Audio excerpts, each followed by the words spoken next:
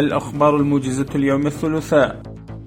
قال وزير الخارجية الأفغاني المولوي أمير خان متقي إن الإمارة الإسلامية ملتزمة باتفاقية 1351 بشأن حق الماء مع إيران، وطالب مولوي أمير خان متقي الحكومة الإيرانية بعدم تسيس قضية المياه الحيوية، ومن الأفضل حل هذه القضايا من خلال الحوار.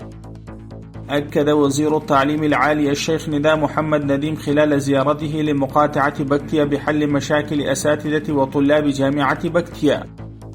التقى سفير أفغانستان في الدوحة الدكتور محمد نعيم بزعماء أفغانيين في قطر وناقشوا مشاكلهم وحلولهم. وأضاف الدكتور في هذا اللقاء إن التنمية والازدهار والقوة في الوحدة.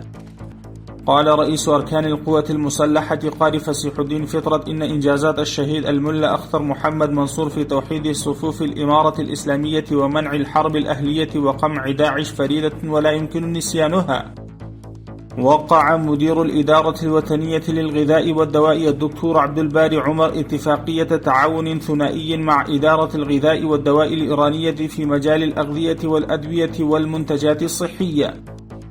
تم استعراض مجلة بدري من قبل مركز الشرطة للمنطقة الأمنية العاشرة في العاصمة كابول، وبدأت أنشطتها، والغرض من نشرها الحفاظ على بطولية جنود الإمارة الإسلامية ونقلهم إلى الأجيال القادمة. تم بناء طريقين في قرية 22 في منطقة العشرين من قبل بلدية كابول.